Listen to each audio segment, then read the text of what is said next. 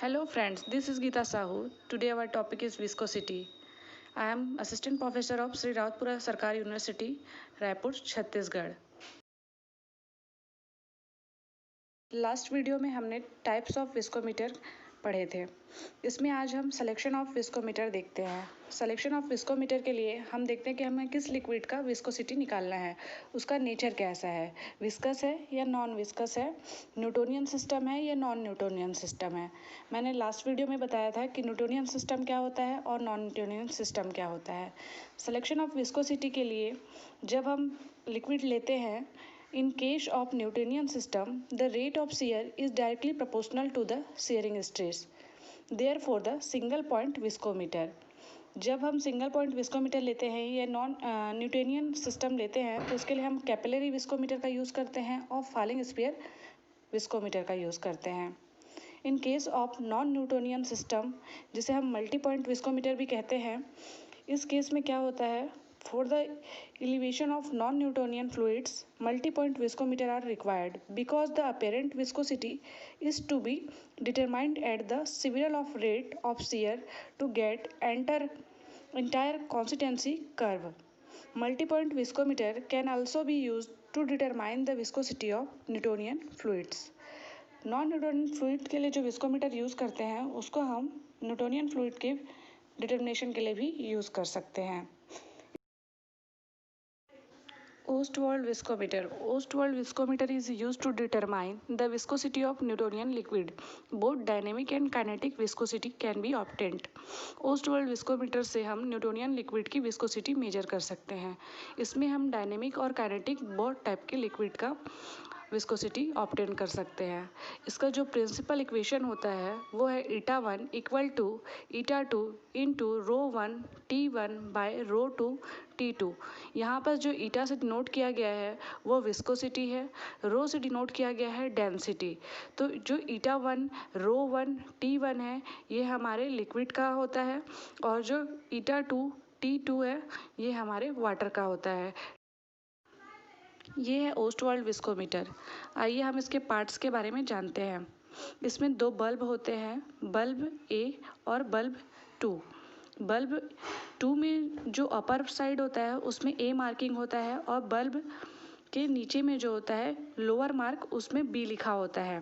इसके में एक ट्यूब होता है, कैपिलरी ट्यूब होता है इस बल्ब और यू ट्यूब के बीच में। इसे हम यू ट्यूब विस्कोमीटर भी कहते हैं। इसमें हम वाटर को फिल करते हैं या जो भी लिक्विड लेना रहता है उसे फिल करते हैं। एक पिपेट की सहायता से हम बल्ब ए को फिल करते हैं। बल्ब ए में फिल होने के बाद लिक्विड U2 से होते हुए कैपिलरी में चला जाता है। कैपिलरी से इसको बल्ब 2 में फिल होने के लिए मार्क ए तक और उसके ऊपर पहुंचने के लिए हमें रबर ट्यूब की आवश्यकता होती है। रबर ट्यूब को लगा के हम उसे सक करते हैं ताकि जो लिक्विड है वो बल्ब 2 के ए मार्क तक चला जाए। जो इसमें ए मार्क से बी मार्क तक मूव होता है डाउन की ओर, इसका हम टाइम को नोट कर लेते हैं। इसे आइए हम एक्सपेरिमेंटल समझते हैं। इसके लिए हमने लिक्विड लिया है टर्पेंटाइन ऑयल और वाटर। वाटर इसलिए क्योंकि वाटर को हमने एक रेफरेंस लिक्विड माना हुआ है, यह स्टैंडर्ड लिक्विड माना हुआ है। इसमें हम रेफरेंस ऐसा लिक्विड लेते हैं जिसका हमको डेंसिटी, जिसकी विस्कोसिटी हमको पहले से ज्ञात हो। अब हम विस्कोमीटर को अच्छे से क्लीन करके किसी ब्यूरेट स्टैंड पे वर्टिकली अटैच कर देते हैं।